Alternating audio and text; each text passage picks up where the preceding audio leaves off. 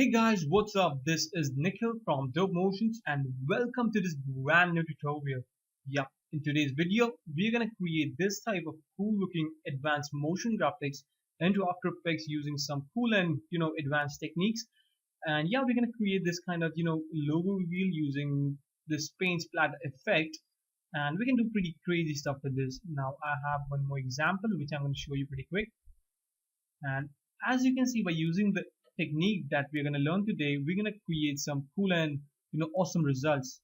So yeah, let's just get started pretty quick and I'll show you how to make it. So I'm going to create a new comp 2080 into 720, good to go.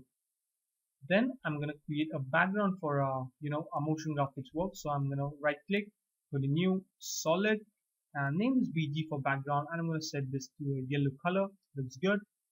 Then I'm going to log this background, right click, create a new solid again, and this time this is gonna be our main paint or stroke, you can say, which we are gonna create actually.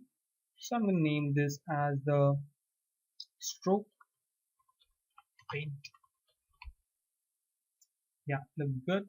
Then I'm gonna change the color. Now it doesn't matter which color you keep because we're gonna change it later. So yeah, then I'm gonna add an effect called CC mr.mercury.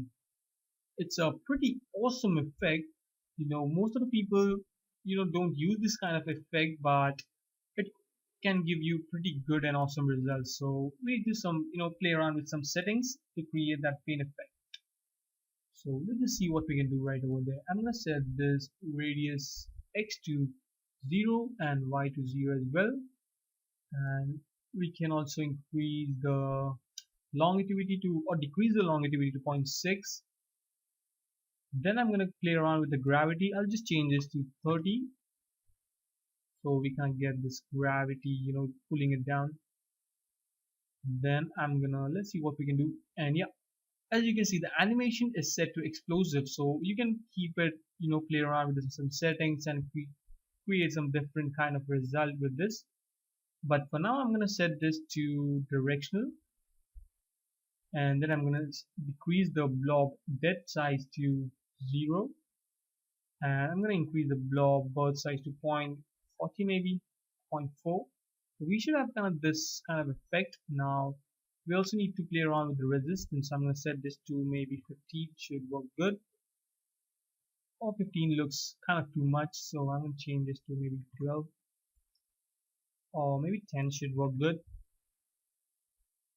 Yeah, there we go. Now you can see we get this drop kind of effect going upwards. So yeah, that's what we wanted. And what is cool about this effect is we also get its own light properties and shading properties. So you can play around with these things. You can also increase the ambient light and create some cool cool effects the way you want it. So I'm gonna set this to 100 for now.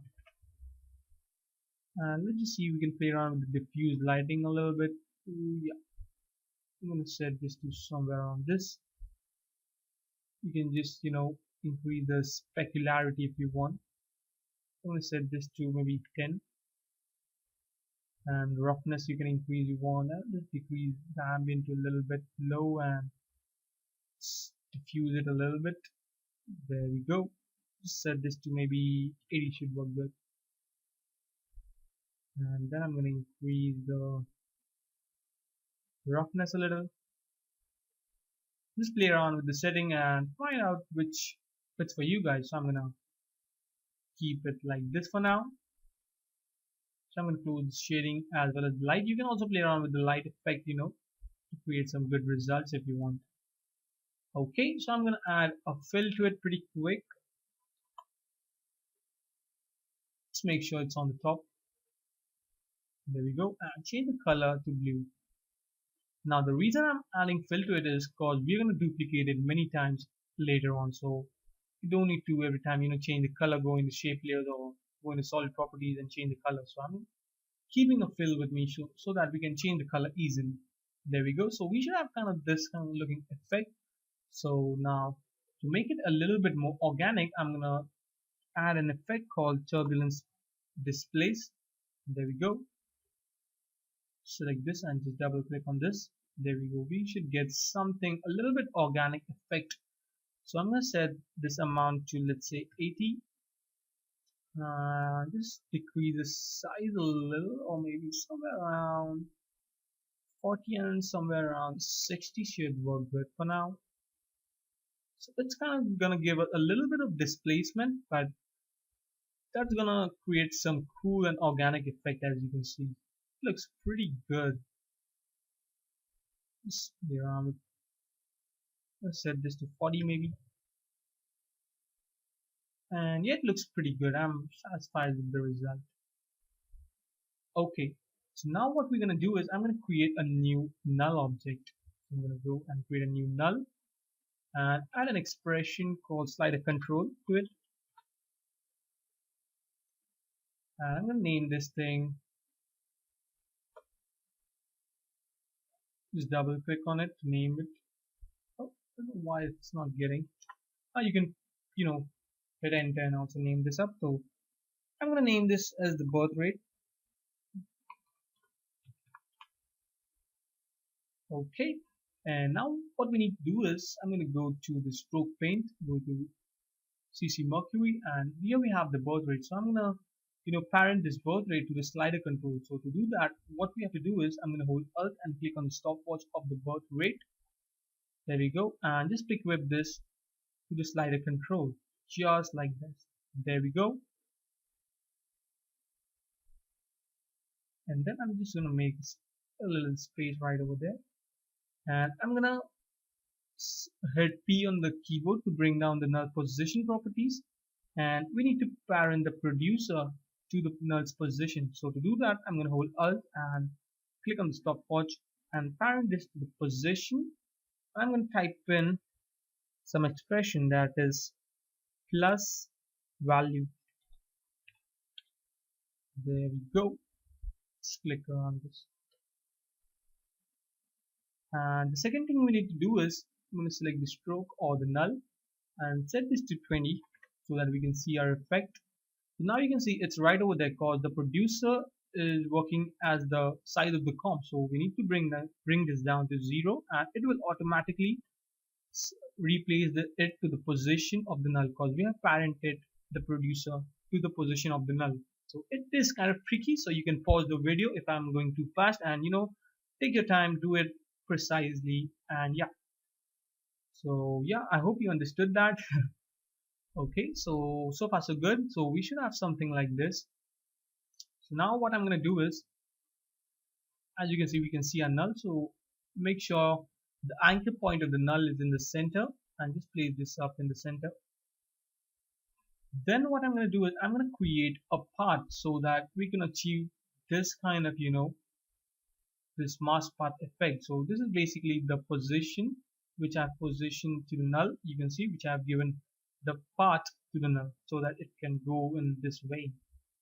So to do this, what we have to do is I'm just going to make some room, select the null and select the pen tool, and I'm going to create a path. So I'm going to first of all bring up a title action save so that we can be a little bit precise. Now if you're doing it for a logo just like this, here we use the logo which I have my own logo. So if you're doing for your logo, just make sure you bring up your logo and do it with having your logo on it, so you can have an idea of what size or how you need to create that, the strokes and stuff like and path and stuff like that. So to do that, I'm going to keep my logo so that we can be a little bit precise. Then I'm going to select the null and I'm going to create the path pretty quick. So maybe somewhere like this. Just be a little bit precise when you're working with this.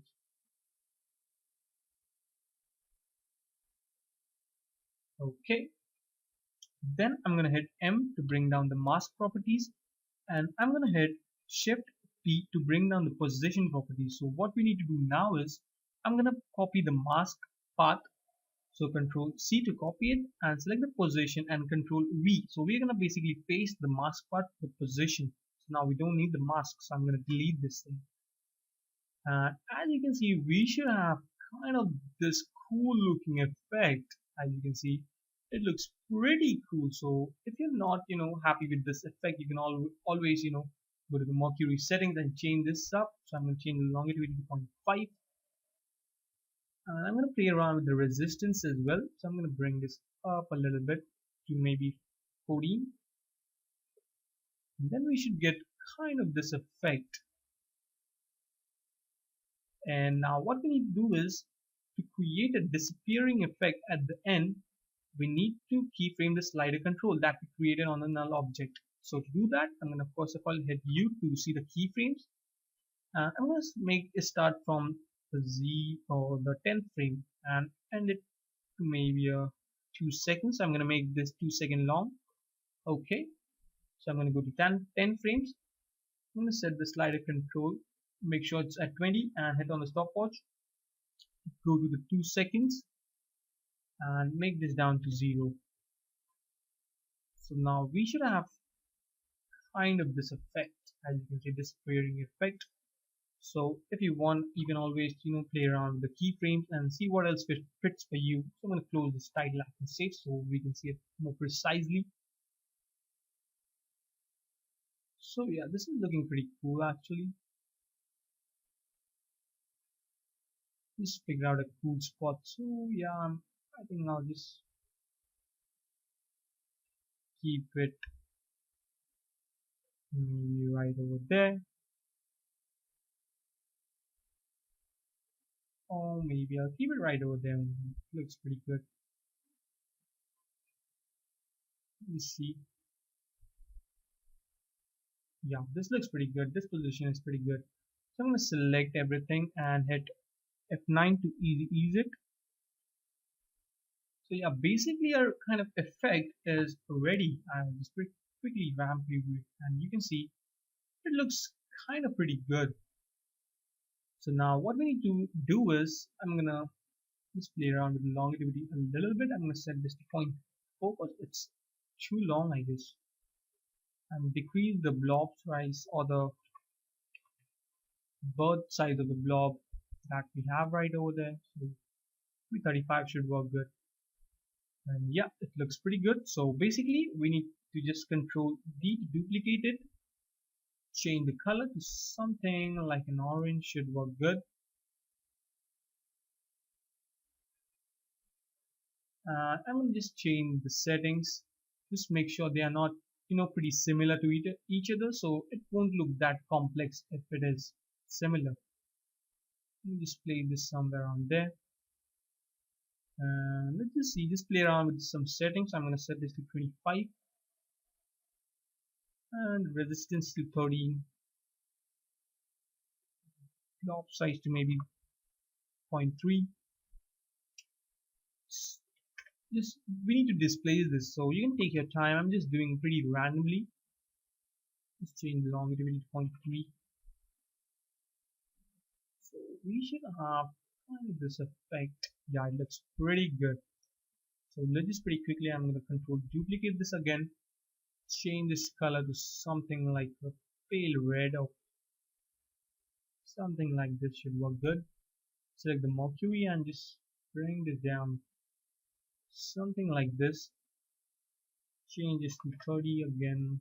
Just play around with this 0.2 and something like this.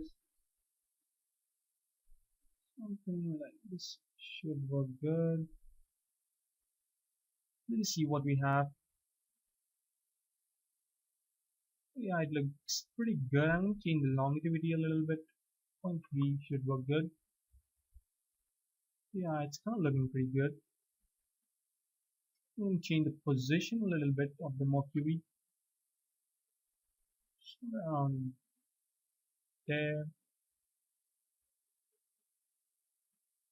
So there we go. We have the 3-stroke. Now you can create as much stroke as you want. Here I have 4 strokes, you can see. So I'm going to create this with 3 strokes as well.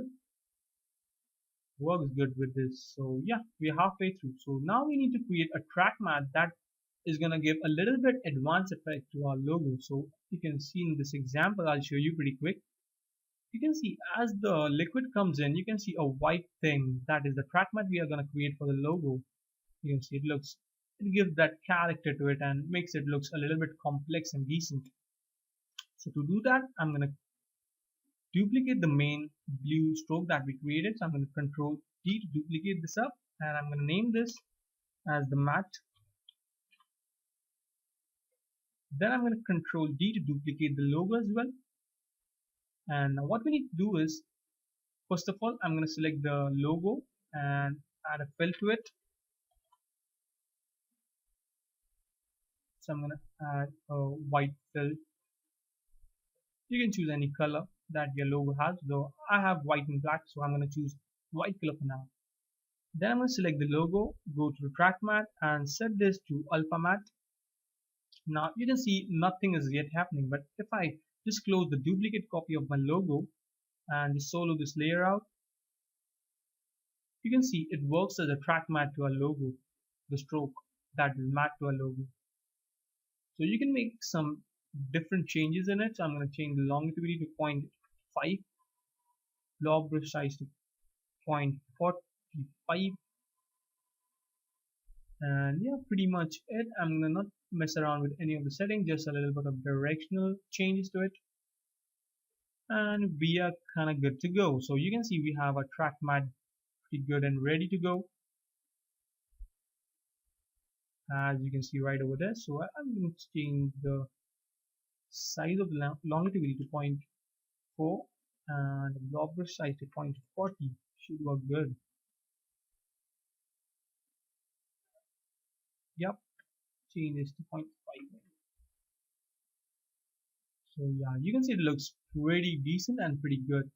So now we need to do is we need to mask the logo. So I'm going to start from down. So I'm going to start from here as well. I'm going to select the pen tool and create a mask for our logo pretty quick. Okay, so now we need to create the mask. So let's create a mask pretty quickly. I'm going to keep it pretty simple. Just something like this. Just bring it out just like this. Then I'm going to select the mask path and click on the stopwatch. Then we need to go frame by frame and edit it a little bit precisely. So to do that, I'm going to just make sure to select the point and just move this up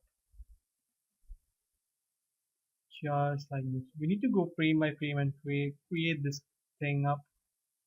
Now it's okay if it get messed up like this, because we're going to add feather to it later, so it's okay for now. Again, I'm just going to bring this up this.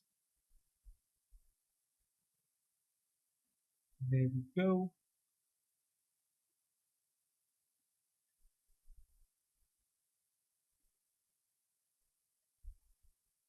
As you can see, it gets a little bit messed up, so if you want you can just bring this down again if you want to be a little bit precise, you know. Just make sure to just cover this up fully. Yeah, there we go. So we should have now kind of that revealing effect. Oh yeah, it gets a little bit messed up right over there. So we need to create a path just to put this up. Let me just bring this down.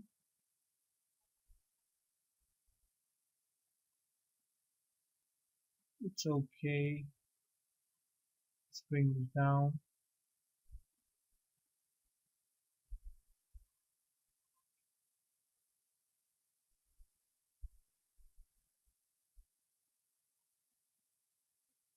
Yeah, let's just add a feather to it, so maybe 50 pixels will do up good.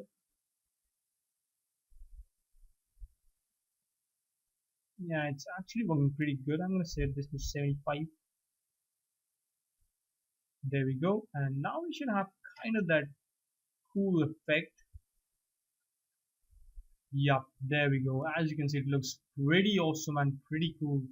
Now you can take your time, you know, go slowly, step by step, and make it look more precise and more cool if you want. But now, once you have kind of idea how to create this effect, you can do wonders with this. Like I created this kind of path, then you can see as we created this kind of circular path with this, we did we did we did the same process. I'm sorry for that. We oh my gosh, what I'm saying, we did the same process. Yeah, I know. Anyways, so you can say basically we have get this cool effect. So one more thing that I like to do is I'm gonna add a drop shadow to it. There we go, just a little bit, maybe around 7. This will give a little bit of shadow to it and make it look a little bit more cool. You can see, let's change the opacity to maybe 35. Yep, there we go. Just copy this effect, Control C, Control V, and Control V, and Control V, Control V, Control V. Copy this on everything. And yeah, we should get this kind of cool looking effect. As you can see, I'll just render it pretty quickly. And they are looking pretty awesome. Yeah, I like this. I just like this, man. Yeah.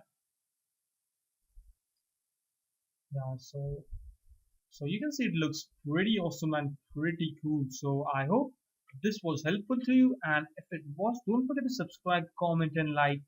And yeah, I'll see you in my next video. And thanks for watching, guys. Downtown we let it go. Sunset high and our body low. Blood rush in a hazy glow. My hands still bones. Loose up, we break the scene. One step deep as you fall to me. Hot clap, we skip a beat. Count 1, 2, 3. Don't you stop the music, fade into it. Won't you dance with me? Find a place and lose it. You can do it.